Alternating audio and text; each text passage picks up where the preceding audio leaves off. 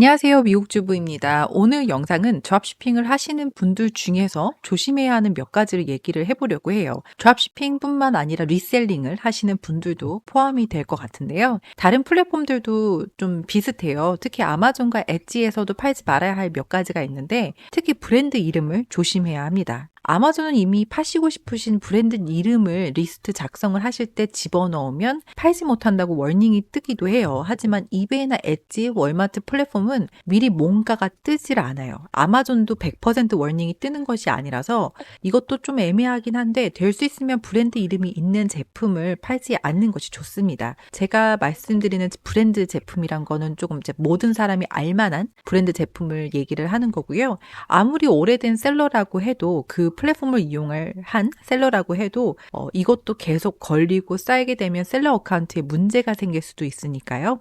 조심하시는 게 좋고요. 예전에 드롭시핑 하시는 분들 영상들을 보면 유튜브 그런 영상들을 보면 브랜드 이름으로 잘 팔리는 제품을 팔면 된다라고 하는 그런 영상들이 많은데요. 맞기는 한 말이에요. 하지만 혹시나 드롭시핑이나 물건을 미리 사놓고 파시려고 하면 꼭 좀 알아보시고 그 브랜드 이름으로 팔 수 있는지 꼭 알아보시고 리스트를 만들어서 파시는 게 좋습니다. 정보가 없는 제품이면 이렇게 온라인에서 찾기 힘들고 그리고 그 브랜드 그 오너한테도 연락을 하는 게 쉽지 않으면 미리 리스트를 만들어 놓고 잠시 기다려보는 것도 방법 중에 하나고요. 저는 이 후자 이렇게 리스트를 미리 만들어서 좀 기다려보는 방법, 그 방법도 몇 번 이용을 했던 것 같아요. 우선 이베이에 등록되어 있는 브랜드 이름을 좀 알아볼게요. 사이트는 이렇게 찾아보시면 됩니다. 여기 도메인 주소를 이용을 하셔서요. 여기 주소를 이용을 하셔서요. 이베이 안에 등록되어 있는 그런 브랜드 이름들이고요. 제가 사는 곳 가까이에 아울렛이 있어요. 그곳에서 크리스마스 시즌 때가 되면 세일들을 정말 많이 해서 이렇게 종종 가곤 하는데요. 갈 때마다 중국 그렇게 중국 사람들이 많더라고요. 제품들을 싹쓸이 해가요. 제 생각엔 다시 도로 파는 게 아닌가 싶어요. 그러니까 그 정도로 물건들을 많이 사가는데 저도 둘러보다가 너무 예쁜 코치 지갑이 있길래 그걸 저 사람들처럼 좀 사가서 팔아볼까라는 생각을 하다가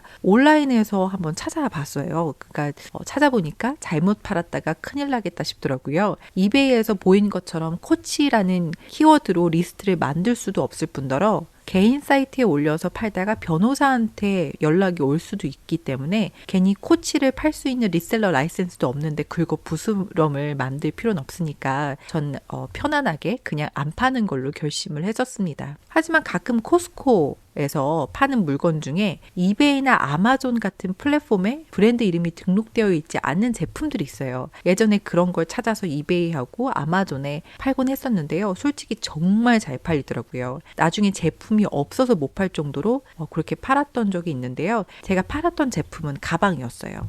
제가 예전에 사용했던 프로그램 중에서 택티컬 알비차지라는 게 있어요. 정말 많은 사이트들에 있는 제품들 가격을 싹 스캔을 하고 그 중에서도 싸게 살 수 있는 제품을 찾아주는 그런 프로그램이에요. 그럼 그 제품들을 구매를 하고요. 다시 되파는 방식의 비즈니스입니다. 그러니 드롭시핑하고는 좀 다른 거예요. 이베이 사이트에 없는 브랜드 이름이라도 브랜드 주인이 따로 연락을 해서 본인 제품을 어떻게 구매를 했는지 인보이스가 있는지 물어보는 경우가 있어요. 혹시 파는 제품이 가짜이거나 훔친 물건이거나 등등을 좀 체크를 하기 위해서 저 같은 개인 셀러들에게 연락 오는 경우가 있습니다. 만약에 그쪽에서 원하는 서류가 충족되지 않으면 리스트를 빠르게 지우시는 게 아무래도 좀 좋아요. 아니면 법적으로까지 갈 수도 있습니다. 하이나처럼 눈에 불을 켜고 일하시는 변호사분들이 굉장히 많아서요.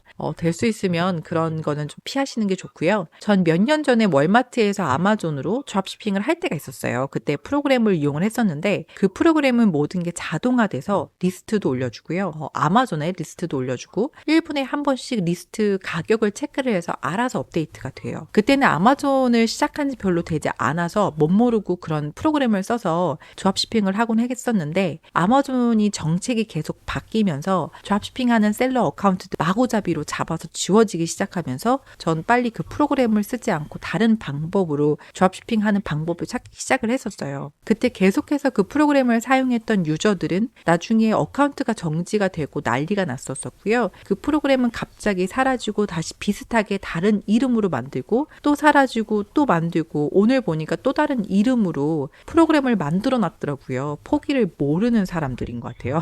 그걸 몰랐던 유저들은 또 그런 프로그램들을 이용을 할 거고 돈을 날리겠죠. 그때 당시는 월마트에서 개인 셀러들을 받아주지 않았어서 유명한 브랜드 제품으로도 물건을 파는 그 드롭쇼핑 방법으로 아마존에서 파는 게 어느 정도 가능을 했는데요. 지금은 월마트에서 저를 포함한 개인 셀러들을 정말 많이 받아주고 있어요. 아마존에서 제품을 팔던 셀러들이 월마트에 몰리면서 월마트에서 파는 제품들과 아마존에서 파는 제품들의 가격들이 다 비슷하고요. 물건들도 다 비슷해요. 아마존에서 월마트로, 월마트에서 아마존의 드롭쇼핑은 더 이상은 좀 쉽지 않게 된 방법입니다. 그래서 요즘 개인 사이트들을 이용한 드롭쇼핑들이 좀 더 인기가 있어요. 예전에는 안 그랬는데 엣지도 브랜드 이름이나 키워드를 잘못 선택하면 리스트가 지워지거나 셀러 어카운트가 정지가 되는 경우가 있더라고요. 제가 팔고 있는 제품 중에 셀프 디펜스라는 그런 제품이 있는데 이 키워드 자체가 문제가 있었어요. 그래서 서류를 준비해서 아마존에 보내곤 했었는데 이 경우는 몇 년 동안 잘 팔다가 제가 잘 팔고 있다가 갑자기 지워진 케이스입니다. 그래서 서류를 보내고 하루 안에 다시 아마존에서 팔기 시작을 했었어요. 그래도 하루 정도 못 팔기도 했었고 그리고 리스트가 다시 활성화됐었어도 일주일 정도 안 팔리더라고요.